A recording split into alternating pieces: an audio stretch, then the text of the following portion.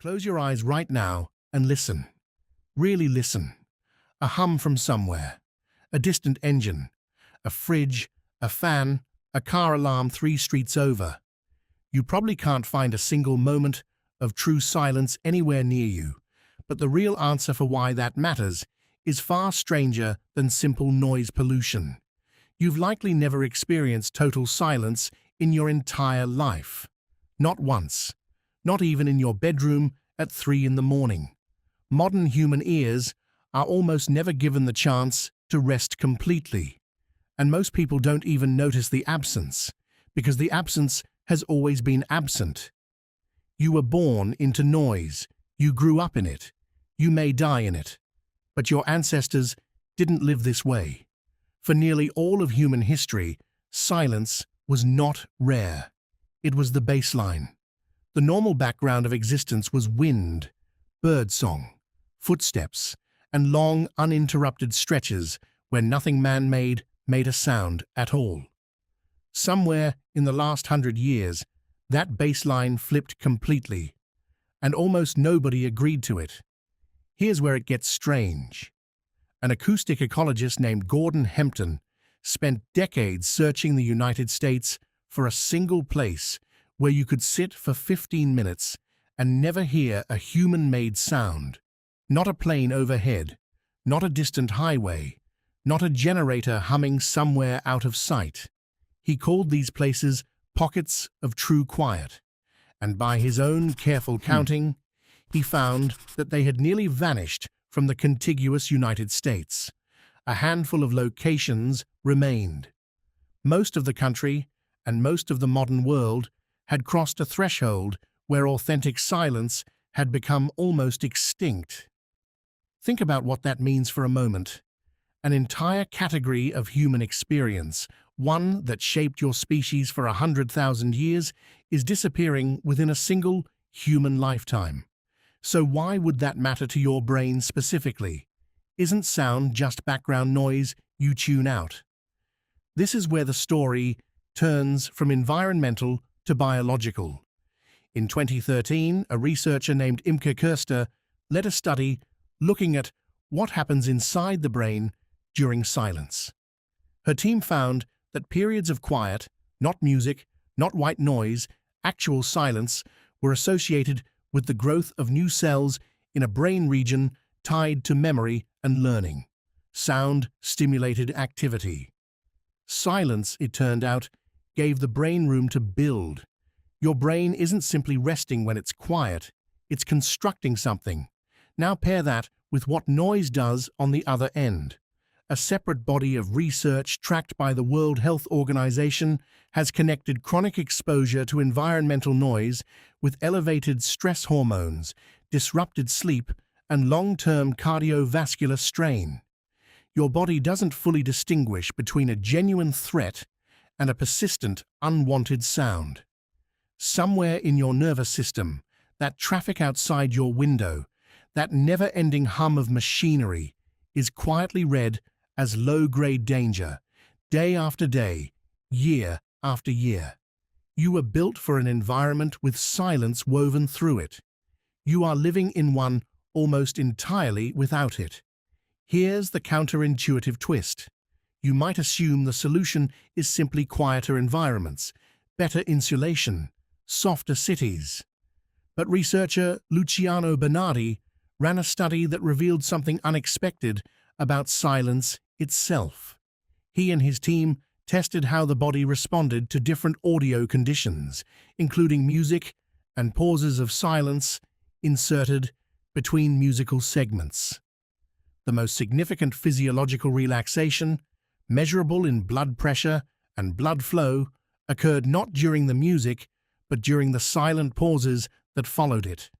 The contrast mattered. Silence after sound relaxed the body more powerfully than either music or noise alone. This suggests something almost paradoxical about how you're wired. You don't just need silence, you need the return to silence, the relief of arriving back at nothing after something. And in a world of constant low-level sound, that return almost never happens. Your nervous system rarely gets to complete the cycle it was built to complete. Consider what a normal day now looks like for you. Notifications, traffic, conversations layered over background music in stores, designed specifically to keep you moving, keep you spending, keep you stimulated. Ventilation systems humming in every office, every apartment, every train car. Almost none of it is loud enough to damage your hearing directly. But damage was never really the concern. The concern is that your baseline state has shifted from quiet with occasional sound to sound with occasional quiet, and your entire biology assumed it would be the other way around. Here's the modern mirror. Think about the last time you sat in a room with absolutely nothing playing, no phone, no television, no music, and simply existed there for 10 full minutes. If you're struggling to remember, you're not alone.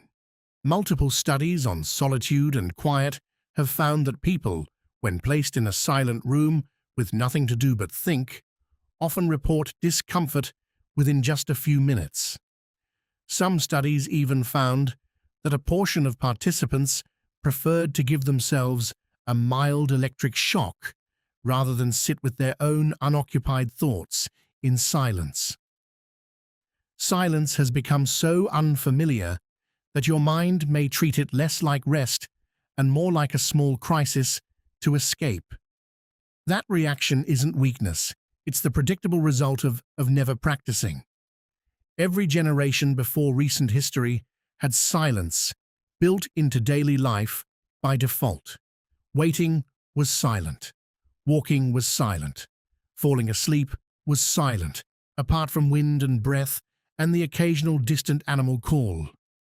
Boredom itself was silent, and boredom was where a huge amount of human thought, invention, and self-reflection used to happen.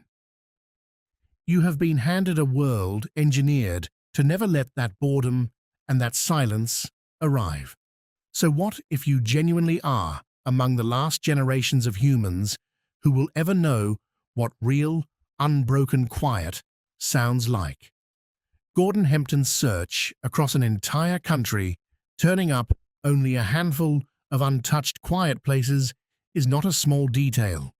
It's a measurable disappearance happening in real time of something your species relied on for its entire existence before now.